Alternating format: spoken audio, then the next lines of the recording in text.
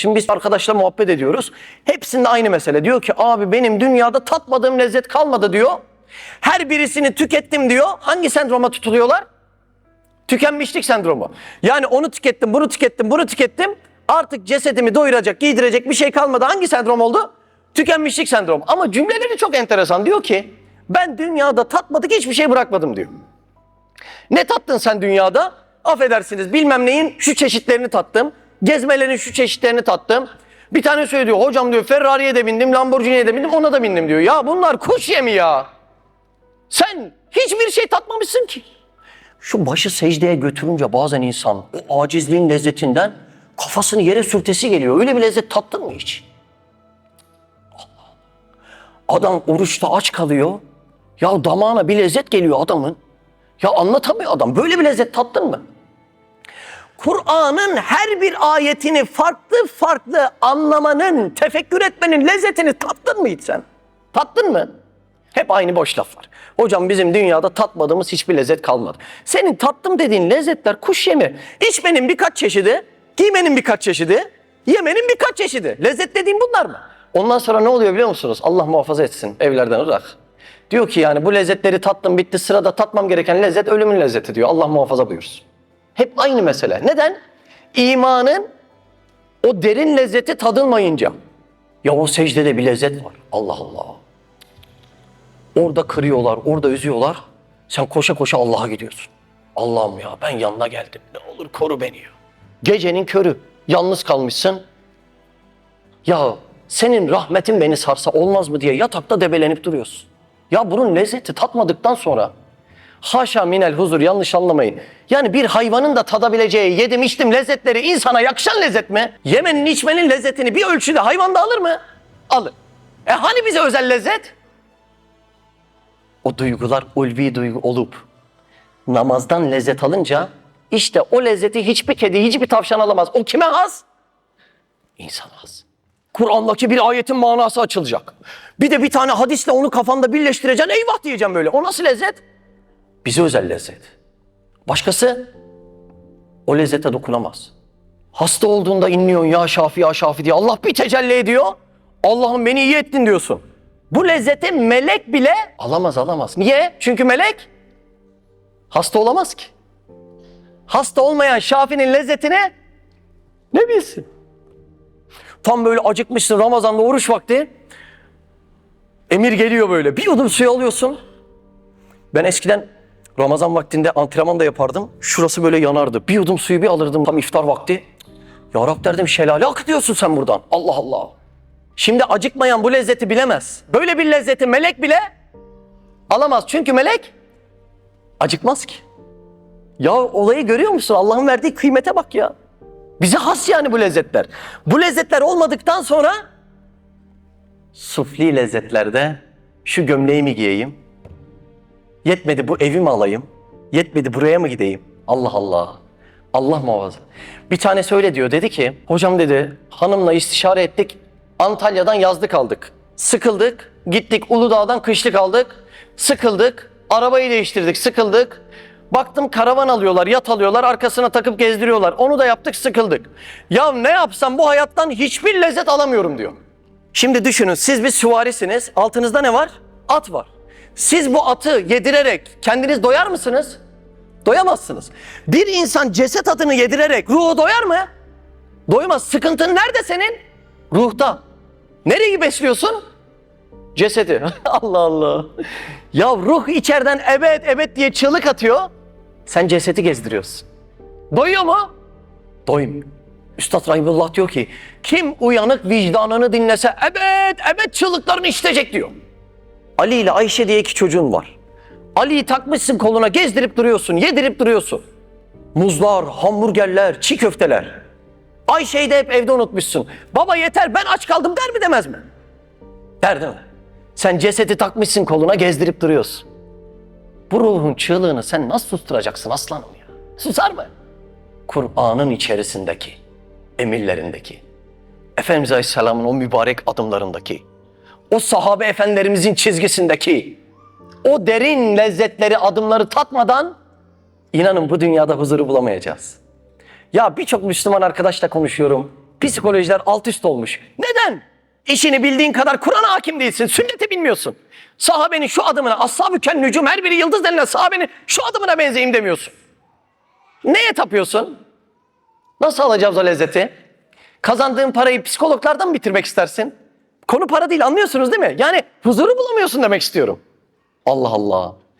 Bizler bu sufli lezzetlerde takılı kaldıysak da ulvi lezzete çıkmak zorundayız. Onun için içerideki duyguları uyandırmak zorundayız. Allah Allah.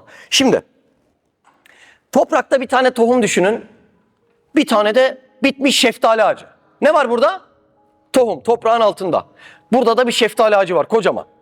Şimdi bu tohum konuşsa, ya tohum hayat nasıl gidiyor desek, bu da dese ki ya tatmadığım lezzet kalmadı benim. Nerede? Karanlık toprağın bağrında değil mi? Bak. Ya tatmadığım lezzet kalmadı benim. Bu toprağın altında ne kadar vitamin, mineral varsa hepsini tükettim. Bittim artık, sıkıldım bu topraktan, bu hayattan dese bu ağaç buna güler mi? Güler mi? Güler değil mi? Ne der? Yahu sen daha güneşle tanışmadın ki. Seni hiç yağmur yıkamadı ki. Bulutlar hiç başını okşamadı ki. Sana hiç bir tane bülbül ilahi okumadı ki. Hiçbirileri bu lezzetleri sana vermedi ki. Sen toprağın altındaki lezzeti lezzet zannediyorsun. Allah Allah. Tam ahvalimiz bu şekilde değil mi? Sayısız insan var. Bu ulvi lezzetleri tadamadığından, sufli lezzetlere mahkum kaldığından dolayı, özür diliyorum, neye mahkum kalıyor biliyor musunuz?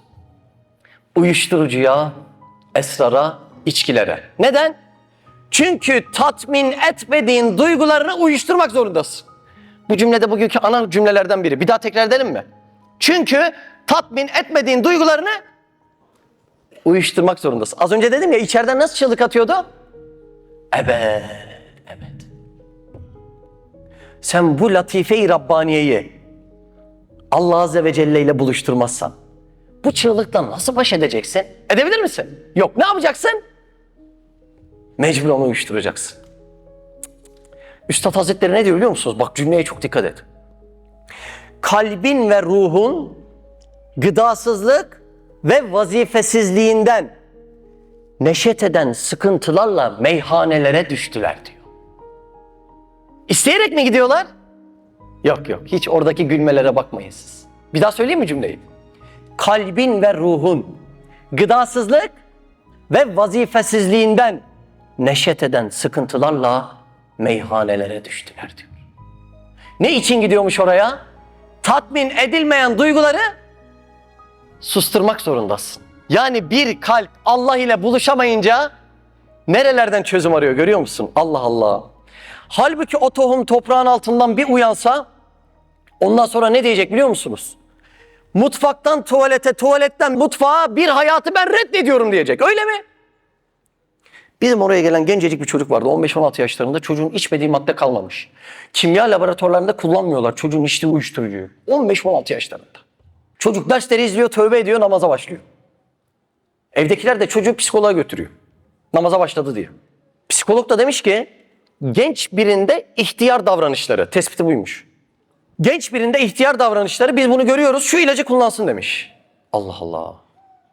Namazın içindeki lezzeti ana tatmamış. Baba tatmamış. Psikolog o da tatmamış. Neden? Duygular uyanmadığı için, toprağın altındaki tohum uyanıp şeftali ağacı olmadığı için şeftaliyi yedirmiyor. Yani namazın içerisindeki derin lezzeti yedirmiyor. Çocuğu ne sanmışlar? Meczup sanmışlar. Cümleye bak, cümleye.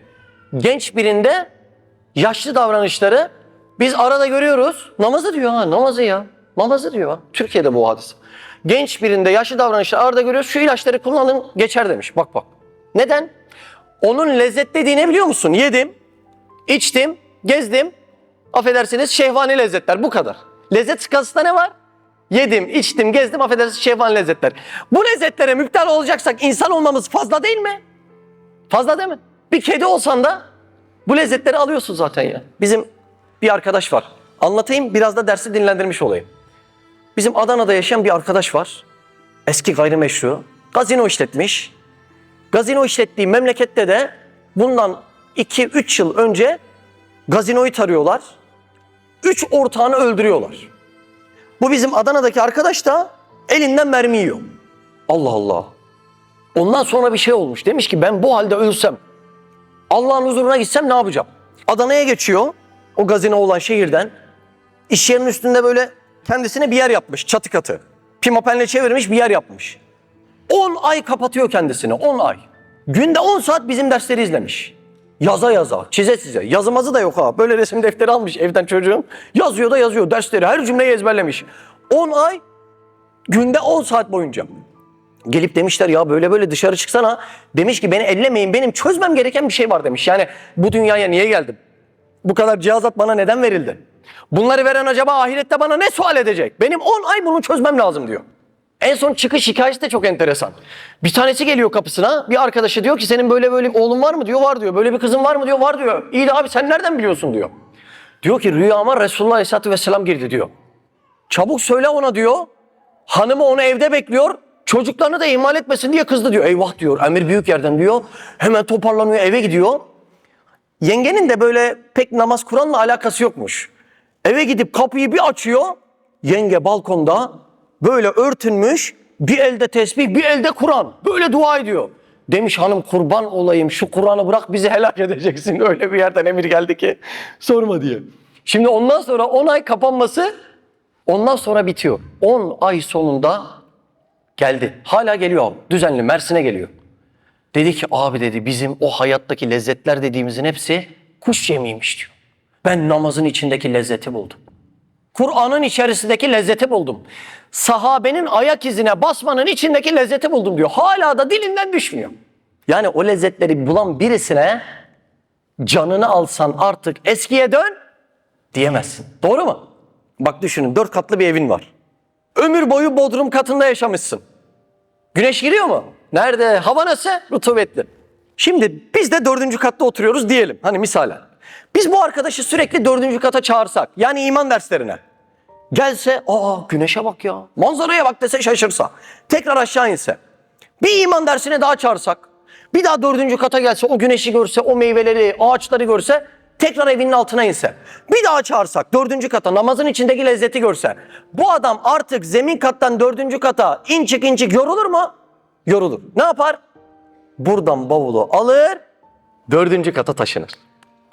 Dışarıda sufli lezzetlerle mahkum olan arkadaşlara bu iman dersini verdikçe başlar secdeye gittikçe yani sürekli terasta güneşle buluştukça artık sıkılacak ve zemin katta meyhanelerdeki bavulunu alacak, Allah'ın huzuruna taşınacak. Allah Allah, nasıl bir şey. Şimdi bunun için ne lazım? Bir insanın sufli lezzetten ulvi lezzete geçebilmesi için ruhu uyandırması lazım. Buyurun, ne yapmak lazım? Ruhu uyandırması lazım. Senin isim ne abi? Musa abi, nerelisin? Ordalı mısın? Maşallah, hoş gelmişsin. Şimdi Musa abi, Antep sofrasını bilir misin biraz? Ben gördüm, yatırım yapmış gibisin buradan.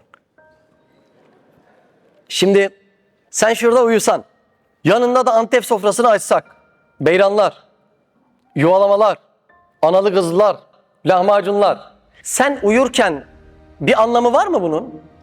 Sen uyurken sofradan lezzet alacak duyguların da uyuduğu için sofranın varlığıyla yokluğunu senin için hiçbir önemi yok. Yani duygular uyuduğunda Kur'an'ın niye önemi yok anlıyor musunuz? Ondan lezzet alacak duyguların uyuduğu için. İnsan uyurken gaflette namazın onun için niye önemi yok anlıyor musunuz? Namazdan lezzet alacak duyguları uyuduğu için. Peki orada birisi Musa abiyi dürtse, o sofranın kokusunu alsa, içine çekse, bir daha bayıltıp uyutabilir miyiz onu? Mümkün değil. Neden? Allah, sofraya bak. Patlıcanlar, isotlar, analı kızlılar, yuvalamalar. Kimse beni tutmasın der. Allah Allah. Bir uyandırsak şu duygularımızı, bir uyandırsak, namazın içerisindeki derin lezzeti, şu sofradaki mesele gibi bir uyanıp anlayabilsek, bir daha kimse bizi gaflete sürükleyip tekrar uyutamayacak. Hazreti Ali'ye saplanan oku nerede çıkarın diyor? Namazda. Değil oku, İmam Ali'yi namazda doğrasan oralı değil. Niye? Çünkü kendisi namazda orada değil. Nerede? Rabbi ile buluştuğu bambaşka bir alemde. Nasıl namazlar? Dünya nasıl kalıyor? Çöp tenekesi gibi kalıyor değil mi? Onların hayatı yanında. Allah Allah. Ruhu uyanmış bir insan için tasvir şu. Bir anda tefekkürle 1000 yıldızda gezer. Nasıl? Allah Allah, olaya bakın ya. Ama gaflet uykusunda kalınca sofrada uyuyan adam gibi o lezzetlerden mahrum kalıyor. Uyuyan bir adama çorbanın ne önemi var? Hiçbir önemi yok. Allah Allah. Şimdi bu nefsi uyandırmak lazım. Bazı bebeklere bal yedirmek isterler. Bebek balı yemek istemez. Böyle ağzına hiçbir şey koymayan bebekler vardır. Ne yaparız biliyor musunuz? Biberonu alırız, şöyle bir bala batırırız. Bebek biberonla birlikte ağzına o balı alınca der, tadına varır. Ondan sonra hep ağlayarak o balı ister. İnga inga. Yani diyor, bana o balı geri verin. Değil mi? Sürekli ağlayarak o balı istiyor. Nefsi de böyle kandırmak lazım. Nefis şimdi namazdaki lezzeti biliyor mu? Bilmiyor. Biraz biberonla ona vermek lazım. Kur'an'ın hakikatlerini anlamanın içerisindeki derin, akıl almaz lezzeti, sahabenin uğruna can feda ettiği lezzeti biliyor mu? Bilmiyor. O nefsi ikna ederek uyandırmak lazım.